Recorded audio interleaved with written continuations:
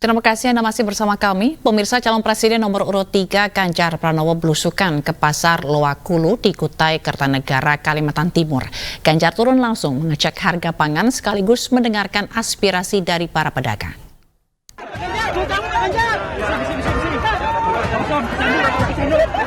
Calon Presiden Partai Perindo nomor urut 3, Ganjar Pranowo melanjutkan rangkaian kampanye dengan belusukan ke pasar Loakulu, Kutai Kartanegara, Kalimantan Timur.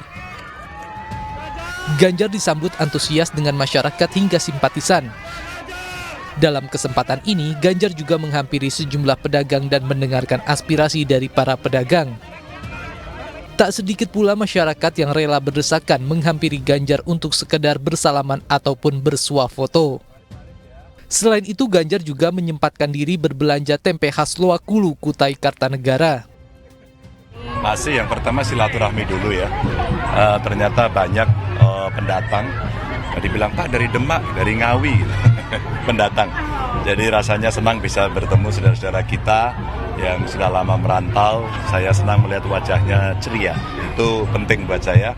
Tapi selalu kita coba ngecek kebutuhan pokok harganya seperti apa. Masih isunya sama di banyak titik cabai. Cabainya cukup tinggi sama kedelai. Kalau yang lain rata-rata normal. Telur naik-naik dikit. Mungkin menjelang Desember itu akan ada fluktuasi.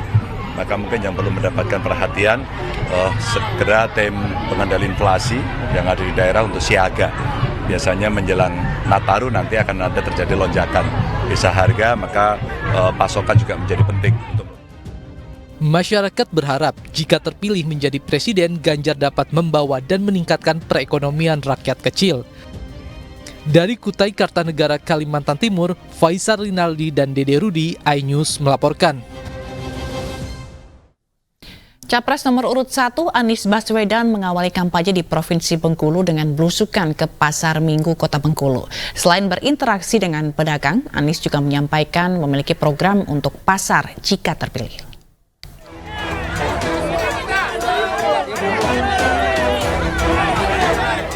Calon Presiden nomor urut 1 Anies Baswedan tiba di Pasar Minggu Kota Bengkulu dalam agenda kampanye pertamanya di Provinsi Bengkulu. Selain berinteraksi dengan sejumlah pedagang, Anies juga mendengarkan langsung keluhan para pedagang terkait beberapa kenaikan harga bahan pokok. Anies menyampaikan salah satu program kerjanya untuk kesejahteraan pedagang pasar, yakni program Pasar Amin. Melalui program ini, Anies menjanjikan akses permodalan bagi pedagang kecil yang selama ini sulit dijangkau. Saya menemukan yang ditemukan di banyak tempat. Harga-harga mahal-mahal. Tadi saya ketemu pedagang semua cerita, Pak, cabai merah keritingnya mahal. Harganya sekarang 80-90 ribu, betul ya? Betul ya? Betul.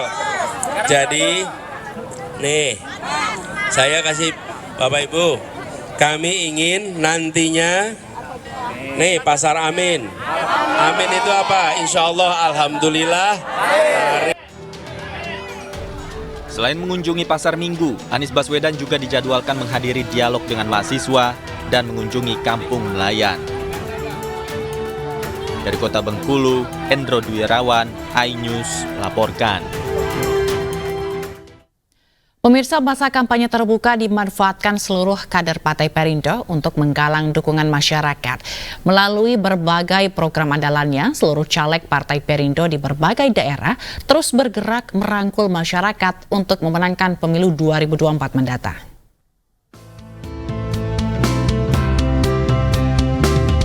Caleg Partai Perindo DPR RI dari Dapil 1 Sumatera Utara Tengku Eri Nuradi menemui puluhan pengemudi becak motor di Kecamatan Percut Setuan, Kabupaten Deli Serdang, Sumatera Utara. Pengemudi becak motor yang biasa beroperasi di stasiun kereta api Pasar 7 Tembung ini diberikan tenda becak agar penumpang semakin nyaman saat menggunakan transportasi tersebut. Tenda becak ini tentu sangat bermanfaat karena apabila cuaca panas maupun hujan itu tentunya bisa melindungi penumpangnya. Ya, dari sengatan matahari maupun dari hujan. Sementara itu di Kabupaten Bandung, Jawa Barat, caleg DPR RI Dapil Jawa Barat 2 Abdul Khalid Ahmad menemui masyarakat di Kampung Muara, Desa Kopo, Kecamatan Kuta Waringin. Selain menampung aspirasi masyarakat, Partai Perindo juga memaparkan visi misinya untuk mensejahterakan masyarakat Indonesia.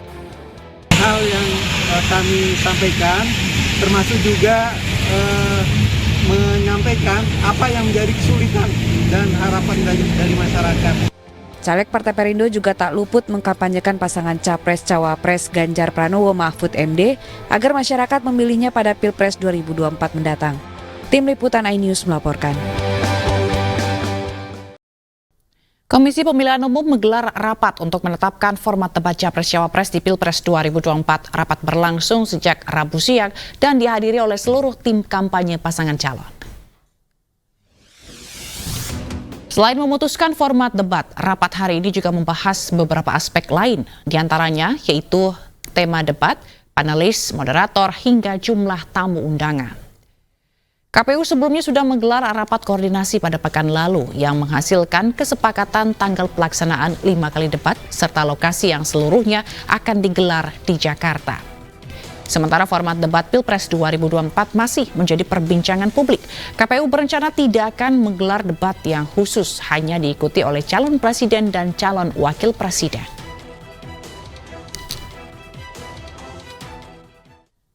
Sebelumnya, skema debat khusus Cawapres di Pilpres 2024 sempat menuai polemik. Rencana KPU yang menghilangkan debat Cawapres mendapat tanggapan dari berbagai pihak, termasuk Wakil Presiden RI Ma'ruf Amin.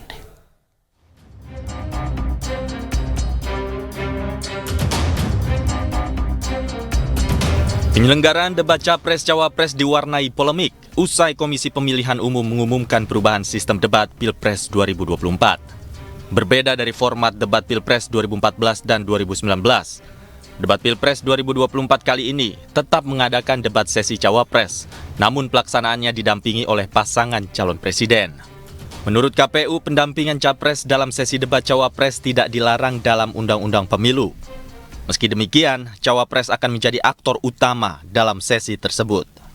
Memang undang-undang itu tidak melarang pada saat debat Cawapres itu didampingi atau dihadiri oleh Capresnya, itu nggak ada larangan. Undang-undang menjelaskan 2 kali debat Cawapres. Nah di sini tentunya ketika debat Cawapres, ya Cawapres lah yang menjadi aktor utama dalam debat tersebut. Nah sekarang pertanyaannya, kalau seandainya Capresnya hadir boleh nggak? Boleh. Beragam komentar pun bermunculan. Jika KPU benar menghilangkan sesi debat Cawapres, opini publik akan menyudutkan KPU dan menganggap keputusan itu menguntungkan salah satu paslon. Sementara itu, Cawapres nomor urut 2, Gibran Rakabuming Raka, menanggapi opini publik yang menilai perubahan sistem debat Cawapres menguntungkan dirinya. Ya kita kan ngikut aturan KPU juga. Kan saya juga nggak tahu update-nya di sana seperti apa. Kita ngikut aja kok ya. Mas, tapi prefer didampingi Pak Prabowo atau mending sendiri sih Mas? Sama aja sih. Sama aja. Mas, persiapannya gimana? Nggak ada yang menguntungkan siapa-siapa kok. Persiapan debat apa Mas? Udah. Mas, tanggapan pihak yang bilang akan menguntungkan Mas Gibran? Nggak menguntungkan. Sama aja. Apapun pola debat Capres-Cawapres 2024, Capres nomor urut 3 Ganjar Pranowo menyatakan siap dengan skenario yang ditetapkan oleh KPU. Ganjar menilai tidak ada untung rugi dengan perubahan format debat Cawapres karena publik akan menilai. Kalau saya sih mau ada atau tidak ada, saya siap untuk skenario apapun. TPN juga belum sepakat soal ini, kalau dari Bapak seperti apa Pak? TPN belum. Kita serahkan kepada KPU karena pasti masyarakat akan melihat. Ya, oke. Hal senada juga diungkapkan oleh Capres nomor urut 1 Anies Baswedan. Anies mengatakan debat kandidat Pilpres 2024 merupakan sarana menunjukkan pilihan rakyat yang seharusnya ditunjukkan kepada publik. Rakyat Indonesia itu harus dihormati. Cara menghormatinya bagaimana? Dengan menunjukkan calon presidennya, dengan menunjukkan calon wakil presidennya. Jangan disembunyikan, tapi ditunjukkan. Ditunjukkan untuk apa? Untuk menghormati pemilih. Polemik perubahan format debat Pilpres 2024 juga menuai tanggapan dari Wakil Presiden Indonesia Ma'ruf Amin. Ma'ruf Amin menilai jika format pelaksanaan debat Pilpres seharusnya dilakukan sesuai dengan aturan undang-undang. Kalau menurut undang-undangnya kan harus ada itu. Kalau tidak salah 3 capres, dua wapres. Tidak mungkin, kalau dihilangkan itu tidak mungkin. Mesti ada 3 capres. Kalau dihilangkan tuh artinya menyalahi undang-undang. Pasti itu. Hanya memang nanti caranya bagaimana. Waktu 3 capres itu seperti apa, yang 2 wapres itu seperti apa. Kalau dulu pengalaman saya, ada yang bareng capres dengan cawapres, ada yang capres sendiri tanpa didampingi wapres, ada yang wapres sendiri tanpa didampingi capres. Itu saya kira dulu begitu. Nah, mestinya seperti itu. Komisi Pemilihan Umum telah menetapkan jadwal debat 3 paslon Capres-Cawapres di Pilpres 2024 akan diselenggarakan dalam 5 sesi. Ketiga paslon akan melaksanakan debat perdana pada Selasa pekan depan, tanggal 12 Desember 2023. Dari Jakarta, tim liputan iNews melaporkan. Tim Pemenangan Nasional Ganjar Mahfud menggelar rapat internal mingguan. Rapat kali ini membahas pemantapan program kampanye pasangan calon Ganjar Mahfud serta membahas persiapan untuk menghadapi debat perdana Capres-Cawapres pada 12 Desember mendatang. Sejumlah petinggi tim pemenangan nasional TPN Ganjar Mahfud seperti Wakil Ketua TPN Jenderal Purnawirawan Andika Perkasa, Komjen Purnawirawan Gatot Edi Pramono, dan juga Sekjen PDIP Hasto Kristianto tiba di posko TPN Ganjar Mahfud di kawasan Kebon Siri, Jakarta Pusat, Rabu siang. Kedatangan sejumlah petinggi tim pemenangan nasional Ganjar Mahfud ini guna melakukan rapat internal mingguan dengan jajaran Deputi TPN Ganjar Mahfud. Menurut Hasto Kristianto, rapat ini bentuk konsolidasi yang terus dilakukan oleh jajaran TPN, terutama konsolidasi terkait pemenangan paslon Ganjar Mahfud melalui safari politik yang saat ini terus dilakukan.